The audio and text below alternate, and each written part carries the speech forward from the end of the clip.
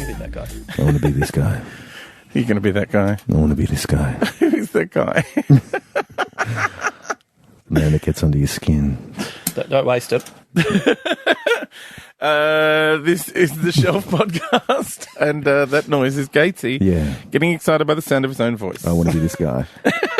I do want to be this guy. It's like I'm in your head, people. I'm under your skin. Yeah, you know what it is? It's a white Barry White. Yeah. White Barry White. It sort of cancels out. I cancel out, don't I? This is why Justin doesn't wear headphones. Yeah. He doesn't like to be distracted by the sound of his own voice. It's good, isn't it? I want extra cuppage on my headphones. I want proper closure.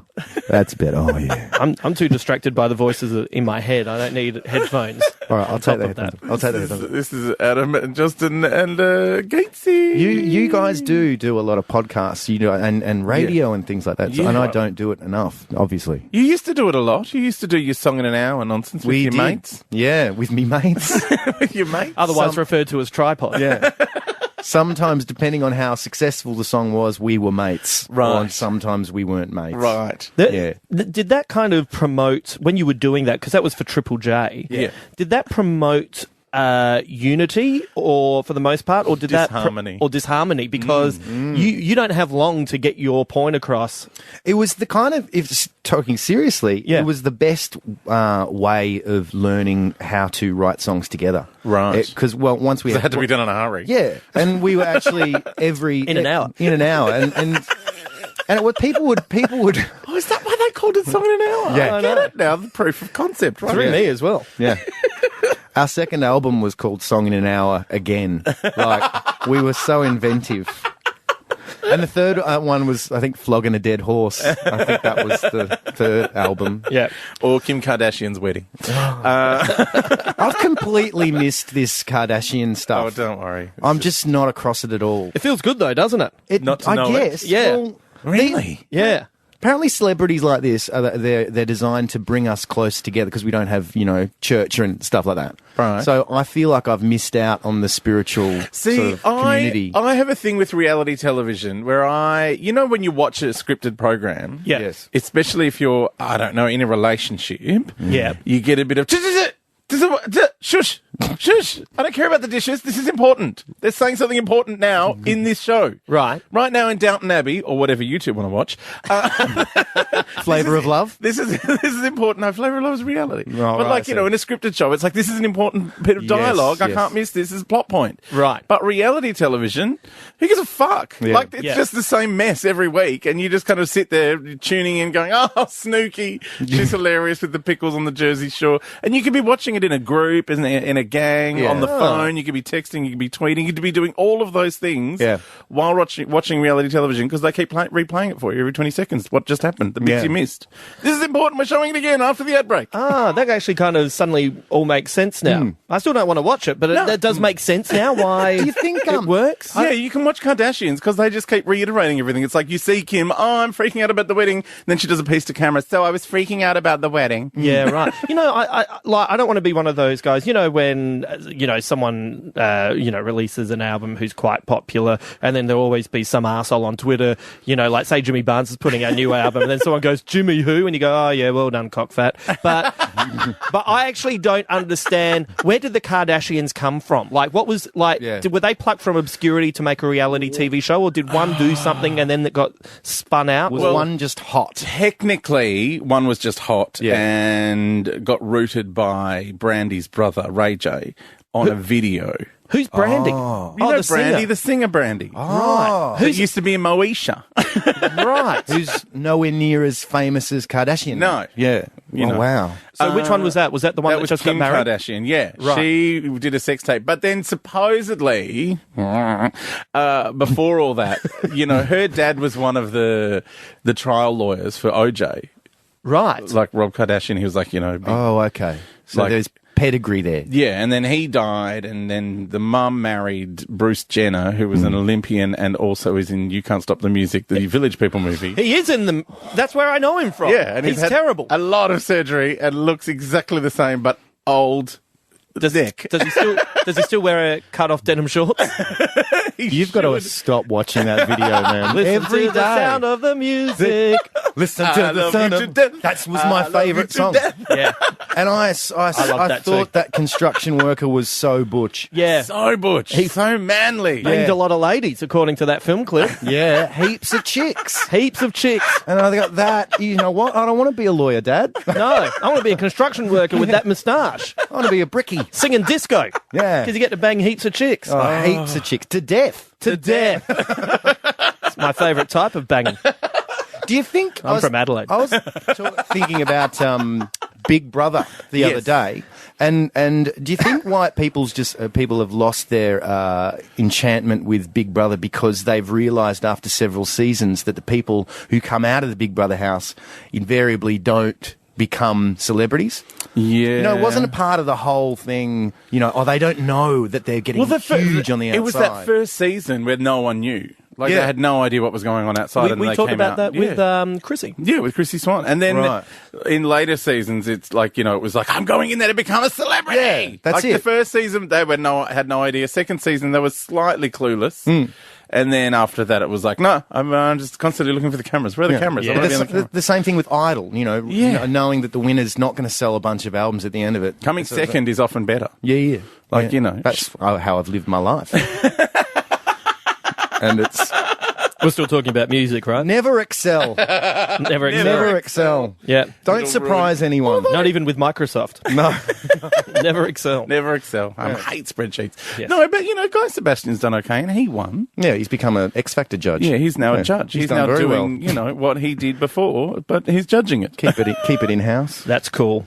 I want to know more about, I want to know about the writing songs together. Yeah.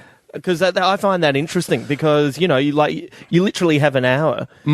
Like, you don't have time to have conflicting ideas, do you? No. Not in an hour. Well, the problem, have we discussed this before? I think we have, where the there was... Star Wars one? That was your worst Star one. Wars Yeah. one. Yeah, Too you many were telling me options. about that. Yeah, because... I can't write jokes about Doctor Who, and I can't write jokes about comic books because I love it too much. Yeah. And I don't want to make fun of it. But that thing of we got an hour and you give us something that they gave us something that they thought we'd be great at. Yes. Star Wars. And all we did was sit there for half an hour talking about how great Star Wars is and not write the song, so the song sucked. But 1 in every 3 were awesome, and 1 in every 3 were kind of, you know, ordinary. Like a corporate gig. Yeah, right. You know, that kind of Do you know what I loved? Like, you know, your obsession with Star Wars. Yes. I loved at the time when Phantom Menace came out that you were desperate to like it so much, even after having seen it, you would still defend it. Oh, was it me that would defend it, or You Scotty? defended it for quite some time. I did. It was Actually, a debate. you defended it with... Adam's right, you used to defend it with Scott's opinion movie. because he saw it in... Where did he see it? He saw it in Scotland or something. Somewhere full of kids or something. No, we saw it together with Matt King, actually.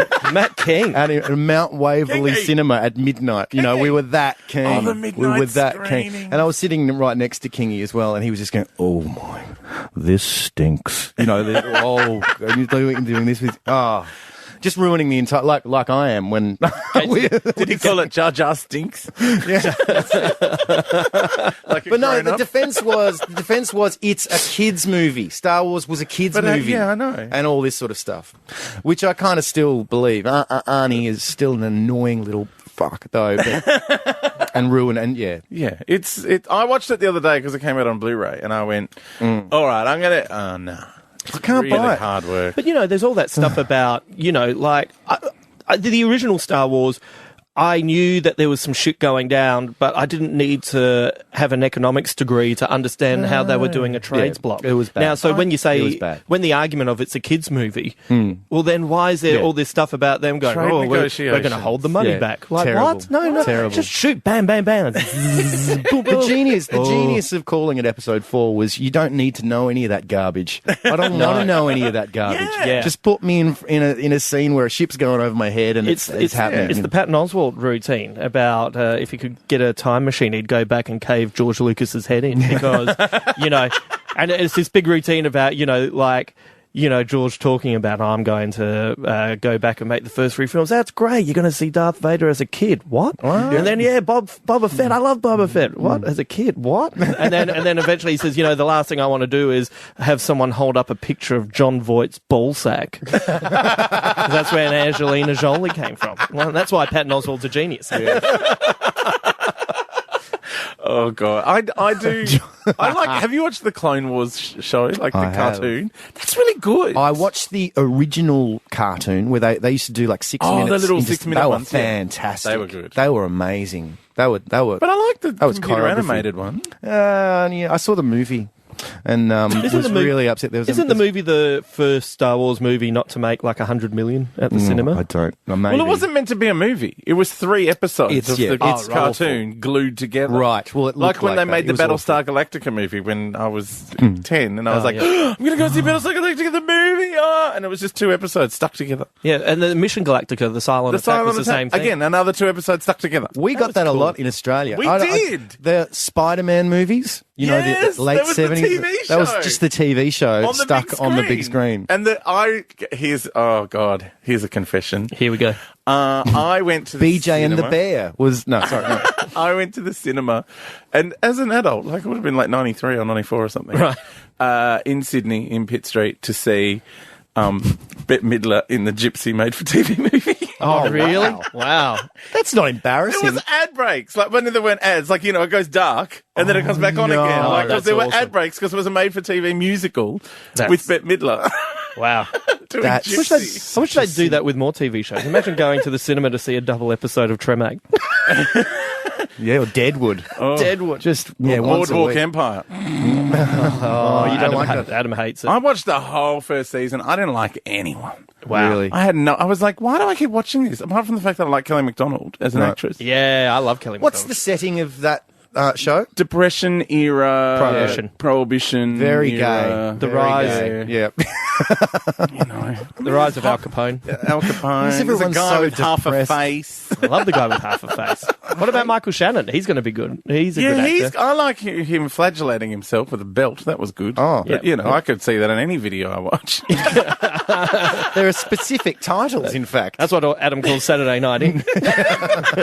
Now, Gatesy, I want to ask you. Oh, yeah. From... I keep forgetting I'm the guest. No.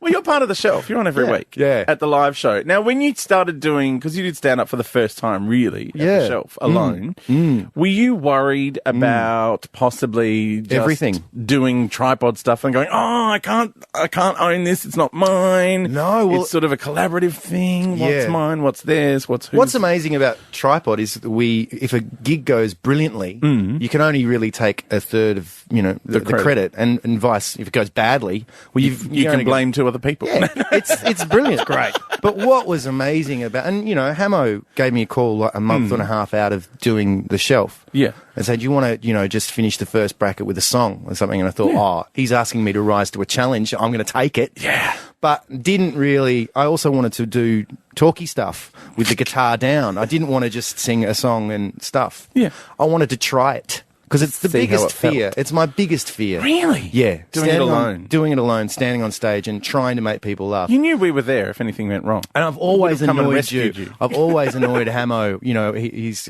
not even asking for a debrief of a show and stuff. But I'll go, well, as a punter, I just really blah, blah, blah, ... And it would annoy the shit out of I Hamo. want to hear anything that anyone's got to say about our craft. Yeah, no, but it would just be talking about other stand-ups as well. So it annoyed me. Invariably, I agreed. but you agree that I am a punter. Yeah. But what was funny was as soon as you put the guitar down, Adam and I were side of stage, and I turned around to Adam and I was like, I think he's about to do stand-up. Yeah. What's he doing? And exciting. We didn't hire him for this. No, that's We're not paying him $84 for 4 weeks for this. 84. It was the second week you introduced me. It was the third week. Now our musical act. And I went, oh shit, I've only got one song. And then the fourth week, in trying to come up with a description of what I did.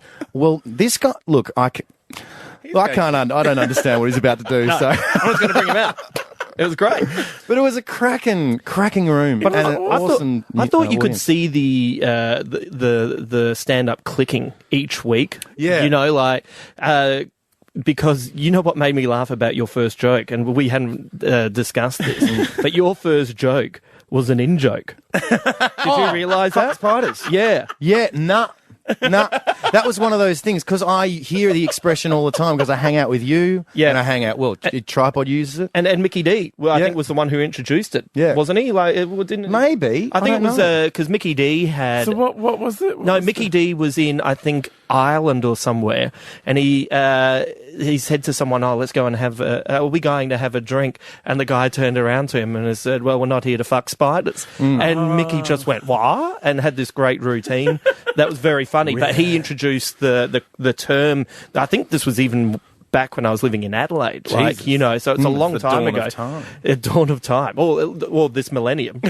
And it became quite a common thing in our vernacular. Yeah. Not here to fuck spiders. Yeah. I come on and say, well, I don't know about you guys, but I am here to fuck spiders, and then go on about how I can fuck them all or something. Yeah. Like, And everyone just looked at you like, why is Gates yeah, fucking the that's spider? it. I thought you were like, you know, oh my God, Gatesy's turned into the boosh. Like, what is... It was great. And No, then my friend Jacinta McCarthy was saying to me afterwards, she was saying, I really enjoyed Gatesy's stuff. It was great.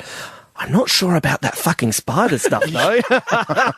like she was just perplexed. Clearly neither was That was Gatesy. like, was it the last week where you had done a song? Oh no, it was the Steve Jobs song. Yeah. And you did a thing about geniuses being called Stephen. Yes. And then realised no one knows that your name is Yeah, that's Stephen. it. But what I liked about that is what was such a rush about doing the solo thing? Yeah. Is the attention with Tripod? We spend so much time throwing the focus Around. and you know, if the timing of that's wrong, you know, then it goes down. But actually, all eyes on you.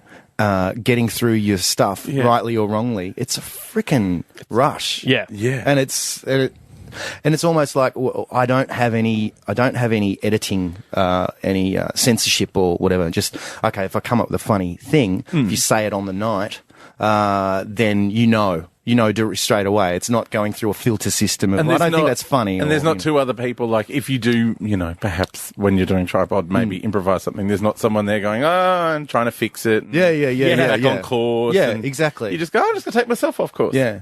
But I had no idea where to start in that first week, so I just wrote down things that I found, like, I am here to fuck spiders. But now... See, we like it now. So funny. But now... It works well in their special features. Yes, exactly. When we're explaining the jokes. But what was interesting over the 4 weeks as well, knowing straight away, instead of being unsure about a joke and trying it, just knowing that that's not right, or that I can't do, because I didn't even know what voice I was going to use. Will I talk quietly? I mean, I love a comedian who talks quietly. So do I, but I couldn't do that. It's interesting how, well, the reality of it, you know, I don't have a fun accent. I could listen to him for hours. It's just... So I tended to get louder as the weeks went on, and then I started using my own voice and my own pace, and you know, because you shout a lot in real life. I do, and I talk fast. We've got the microphones turned down. He's actually in another room. I'm doing this from Sydney. I have no idea what I'm saying half the time, but I talk fast. So trying to slow things down. I remember the mantra was take your time, take your time, take your time. But that first week or the first 2 weeks, it was just too long. And of course, the third week was brilliant. And the room was just on fire, and it was just... That's when you did the psychic. Yeah. That was really funny. That was really funny. That was... Also, I'm panicked about... because a Tripod song is usually coming from three brains that are so kind of far apart. And so it feels original, everything we do. But what I panicked about, always just before going on, with if I wrote anything or did anything that any other comedian had written... Because I don't go to comedy rooms a lot. I don't, you know. Yeah, and but sometimes the jokes are so obvious. You know, I wrote a too easy joke. You know, like guys in Western Australia, they always say too easy. It just gets under my skin, right? I easy. introduce myself. Hi, I'm Stephen. Yeah, too easy. Okay. Well, Mero El Toro. Then, you know, that's... And I go, no, I'm sure that is a joke. You know, someone else. But I reckon what happens, I think when you're starting out, you kind of have do that a moments. lot. Yeah, you panic a little bit. But I reckon as long as the joke is in your voice, it doesn't matter if it's coming from a pool that people have dipped into. Yeah. Like, you know, plain material is cliche material, but then you see Fleety do plain material and it's so distinctly Greg Fleet, it's hilarious. Yeah. So there's no topic that can't be touched, just as long as you're coming at it from your vantage But point. here I am The thinking other the thing- audience don't go well. Didn't really go for I am here to fuck spiders. So, and I'm Because they thinking didn't in know the what back you of were my talking head, about. someone does that joke. Yeah. No, Someone you know else what? does it. It doesn't. If someone else does it, the audience will still laugh because Right. they will laugh at whatever is given to them that's funny, Yeah, like yeah. that makes sense to them. So even though after they've laughed, they might go, "Oh, I think that's a Will Anderson joke." Like Yeah, they right. won't. That's a judgment for later on, and that's something other comedians will do. They'll come and say, "Oh, you know, so and so does that Yeah. joke." Yeah. Even worse is when someone goes, "That's my joke. I wrote that one." Oh, yeah. And that's when I feel like saying to people, "Yeah, well, you know, write another one." Yeah. Yeah, Like, well, I'm not going to go and sell this to to someone on the street. Do you want to buy this joke? I just stole it off someone. but it's also there's the difference between having a similar joke and then stealing a routine or an idea. Yeah. Do you know what I mean? Like there's a Yeah. there's a massive difference. I had a comedian, I forget what his name was, Jason Carstens, who I remember him. yeah, he had a crack at me because I was on Triple J and I was on tour with Roadshow and we were in Kings Lake. Yeah. And I just made the very obvious joke. They said, "What's it like there?" I said, "Well, I'm furious. There's no kings and there's no lake." Hey, that's God. it. It's a throwaway comment Yep. in a radio interview. Yep. And he called me to say, "Hey, I do that joke." And, you know, I just need you to know that. And I said, "Oh, okay, then, well, you know, you have it." Yeah. I've written heaps of really funny things that I say on stage, and you can have that throwaway piece of shit. It's like I saw that once, and I think I was emceeing, and he'd done that joke, and I walked on stage. I was hosting, and I went after it. I was went, "Yep, King Lake." When I was similarly very disappointed when I moved to Clifton Hill and walked down Queen's Parade. Neither of those things were going on there. Thought it was going to be like Mardi That's Gras, fun. 24/7. Yeah. There's some shops. See, that's funny. Hilarious. But then you can't kind of worry about that. And invariably, the person who, you know, invariably the person, and it's usually a comedian who comes up and tells you that your joke is similar to a joke that was said in 1993. That, all that should be is you shouldn't feel bad about that. What that is a warning that you should not talk to that person ever again because they're a tedious motherfucker. Gets me though. It really does. That like Tedious proper- motherfucker with an proper- exercise book. Yeah. They're like train spotters of jokes. Yeah, all right. Oh, gate seated someone's joke from 1929. Here it comes. Here it goes. Well, I just hope I don't ever get that conversation with someone. Also, I'm it'll fucking happen. petrified. You know, when you do live stuff, especially if you're just kind of improvising, like Justin and I both, during the run of the shelf, did jokes from the Academy Awards. Oh, no. I did the MTV Awards. Oh, yours was MTV Awards. I did the MTV Awards, which was when you mentioned Good Charlotte. I said, "Good Yes! Charlotte, Bad Green Day," and everyone laughed. I said, "That's not my joke." Yeah. It was rock joke. And I turned around to Pete and told him, like, in the microphone, "That's a Chris Rock joke," and was floored, Pete. Yeah. But it just happened so quickly, and then it was like, "Oh, well, I should own this immediately." And I did a Billy Crystal joke about Arnold Schwarzenegger. In the middle of improv. Yeah. Someone was talking about that terrible cafe, that Eat, Drink, Man, Woman. Oh, that was me. Yeah. I think Michael Chamberlain said the only way it could be more Fitzroy is if it was called Javier Bardem Cafe. And that's why I love Chamber. How can you not love Chamber? How can you not love Michael Chamberlain? Yes, exactly. He'll feel very awkward about this. Do you ever default to those like cliched like a person walks in the front of you from the front row, and you go, "Oh, don't worry about them. It's just a stage they're going through," or something like that. Yeah. Those real those up for grabs ones. When people come in late and you say, yeah, come in, please. Don't worry. We started 10 minutes ago. Can I get you anything? Like a watch. Yeah. I tried those a little bit when I was first starting out, and realised that they don't suit me. Yeah. Do you know what I mean? Like those jokes don't. Yeah. But I kind of You don't do one-liners. no. Gatesy's on tonight. You want to Gatesy's doing a spot at Splain, Alone. which is so exciting. Have we created a monster? We have. have. We've created Frankenstein's monster. You have. They'll love him at Splain. I reckon you'll tear it apart there. But I think I just... Don't expect to plug your guitar into anything. No, I don't want to. That's No. the whole point. Yeah. That was the whole point. Yeah. That'll be the perfect audience for you. That'll be great. I can't wait for the next shelf, though. Just writing new stuff for that every week is just... I love it. Now, one of the reasons I was going to ask you about whether you worry about the crossover with Tripod to your solo stuff and as you go on as a solo artiste, is because when I started doing Talking Poofy with Scott Brennan and Toby Sullivan, we all had stand-up lives of our own and then would come together. And we don't know what's whose, because often we write... 3 or 4 litres of champagne. Yeah, right. That's what we call a writing meeting. So we come out with these jokes that we've been doing for ages. We're like, I don't know whose this is or where it comes from. If you've come up with it together, then all you need to do is just, if you're on the same bill and you're on successively, you have to watch each other to make sure. That would never happen. That's if never we were gonna on the happen. same bill, we'd just ring the third one. I go, you come down, we'll just do like a 45-minute spot instead of our 3 15-minutes. Or we'll go home and drunk. Yeah, right. That's perfect. Oh, well, I didn't use any of any Tripod sort of It was all brand new. Yeah, and that the writing it and learning it in the week. By the way, this is the I'm writing not and busy. learning. I'm not busy. When you say writing and learning, I just turn up and hope things funny come out. No, I gotta learn it. But a couple of ideas for next shelf will be rejected Tripod ideas. When you say something you think's funny in the writing and you get nothing from the other two, I'm going to store that away. I've got to write that down because now I'll give it a go. You know, you're gonna see if an entire room full of people will reject it. Yeah, that's it. Yeah, how ballsy.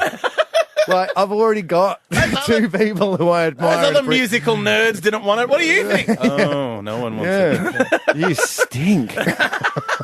How did you come up with the idea for the untopical topical? Because I thought that was gold. For people who didn't get to the shelf, if you want to introduce it, because it was you explained that Tripod don't do topical songs. It came from, and also talking about Tripod, like rejected ideas.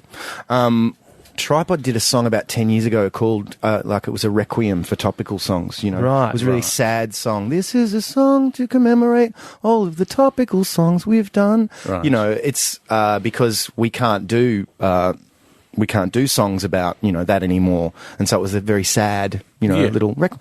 And, what I love about that idea, I love the song. We don't do it anymore. And I bring it up every now and again. And we should do it again. Yeah, we should do that song because it never worked. Some songs we wrote, but we didn't have the chops to actually deliver. Yeah. So the idea was bigger than where you were at, right? Exactly. And that's still, I still think of old songs like that. But, so I wanted to maybe do something that was of the week and of the moment, and so I could just keep writing. Yeah. But I didn't want to do, because I'm not a topical, I'm not a satirist. I don't really give a shit about news of the day, actually. Kardashians, you don't know who they are? Yeah, I don't know. I don't care.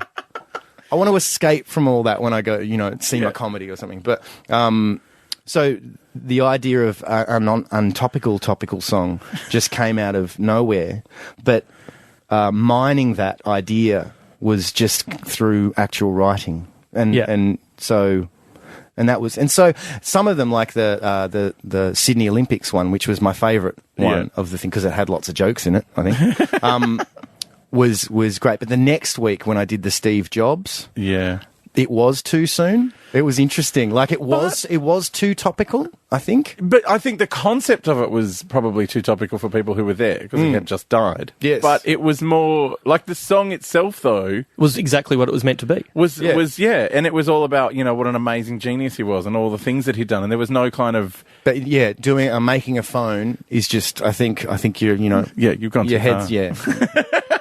You've gone too far. And that was- but that was- Ericsson. I think Ericsson are a bit ahead of the game.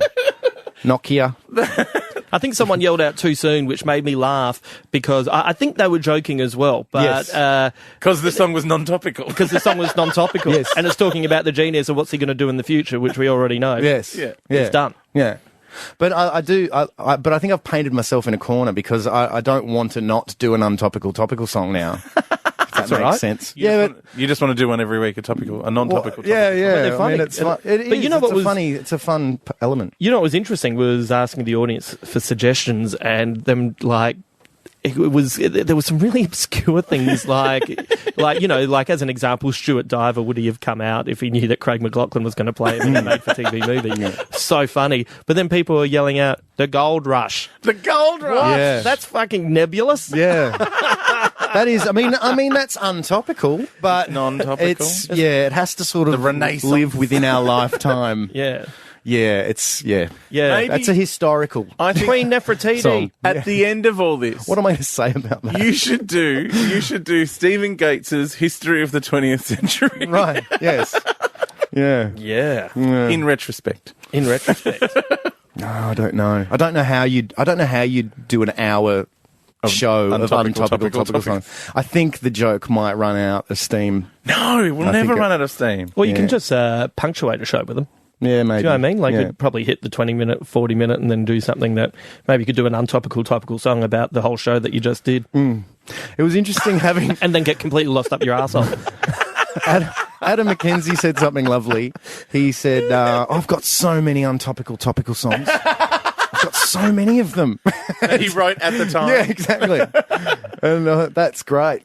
The idea is writing one now, but Yeah. anyway. It's yeah. funnier writing it now. I heard Rusty from the Scaredies on the radio around grand final time saying, look, every year in the Scaredies we used to write a grand final song. We do a whole lot of corporate gigs, and I just like to do it as much as I can Yeah. in the week. So he was just going on every radio show he could to play his grand Hilarious. final song. Get the worth. Because there's a fortnight later. That's it. It's done. Yeah, it's done. She's a Sorted. stinky old fish. It's done. Well, we should bring this to a close. We should. But thanks for joining us in the shoh and Yeah. in the podcast. And It was a highlight of the year for me. It was great. yeah, it was a lot of fun. It was, as Gatesy was saying before, like you collaborate and that's fun. But when you just go, hang on, I've got an idea, I'm just going to do it. And it's walking the tightrope. Like you don't have anyone balancing you out. But of course, the excitement that the shelf creates is, I want to collaborate with you, and I want to collaborate with you, Yeah. and European Man, and I want to make little movies and stuff like that. I want to make all this stuff for the shelf. It's great. We want to make a movie of European Man. Yeah. He needs a film. He needs a film. He's just so positive. He's so positive. He'd be a really good detective. Oh, that I have pictured him as a detective. Standing over a chalk outline. Hey, the children have been drawing. Yeah, This hopscotch is a weird shape. yeah. It's hopscotch. We can give him that.